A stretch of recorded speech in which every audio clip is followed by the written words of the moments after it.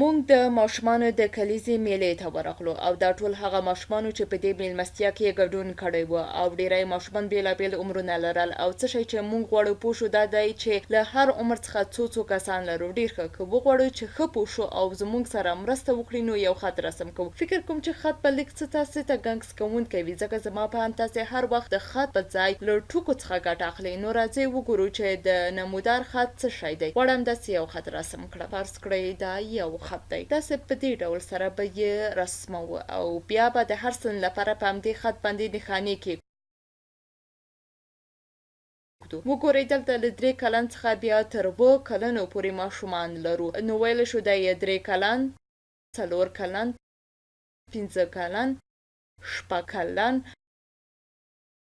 او 7 کلن. نه غواړو چې 2 او 8 ته ولاړ شو ځکه د دې سن هیڅ ماشومان نه لرو. خو بیا هم که وغواړو کولی شو چې ویایلو که ښه نو که ورته وګورو د هر سن څو تنه ماشومان لرو. ډېر ښه، یو کس چې میلې ته راغلی د یاده چې 3 کاله عمر لري نو دلته به یو ایکس ولیکو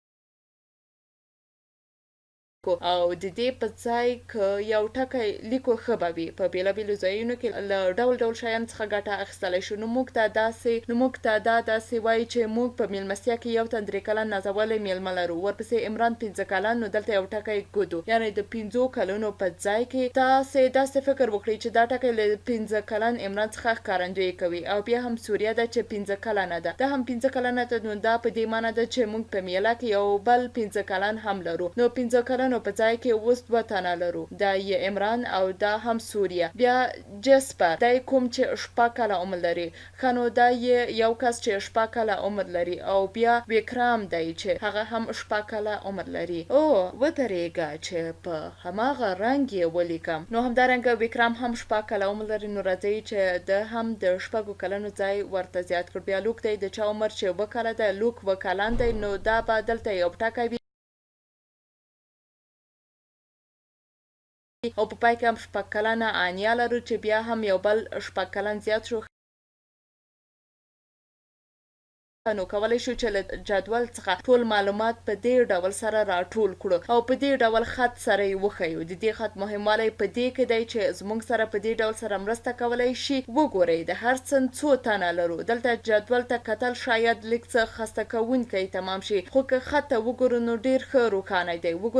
وګورئ هیڅ داسې کوم ماشوم نه لرو چې 4 کلن وي او د 6 کلنو شمېر له ټولو څخه زیات دی. که له خپل ځان څخه پوښتنه وکړئ که چیرې دا هیڅ ونه لرو ودرېږه دا به لرې کړم. که هغه دلته ونه لرو که جدول هیڅ ونه لرو یوازې دا خط وي او که څوک پوښتنه وکړي چې دلته د ماشومان د عمر دا کلونه لري یعنې د ماشومان عمر په کلونو سره ښودل شوی او هر ټکی یو زده کوونکی ښیي. ښه نو د دې خط نمودار پر بنسټ د څو کسانو عمر له 5 کلونو څخه لوړ دی. ډېر ښه، کولی شي دې ته وګورئ او ووایي چې له 5 کلونو څخه زیات عمر والا باید یا 6 کلن او یا هم 7 کلن واوسیږي او دلته له 7 څخه پورته یعنې 8، 9، 10، 11 او همداسې پورته نور نه دي ښودل شوي.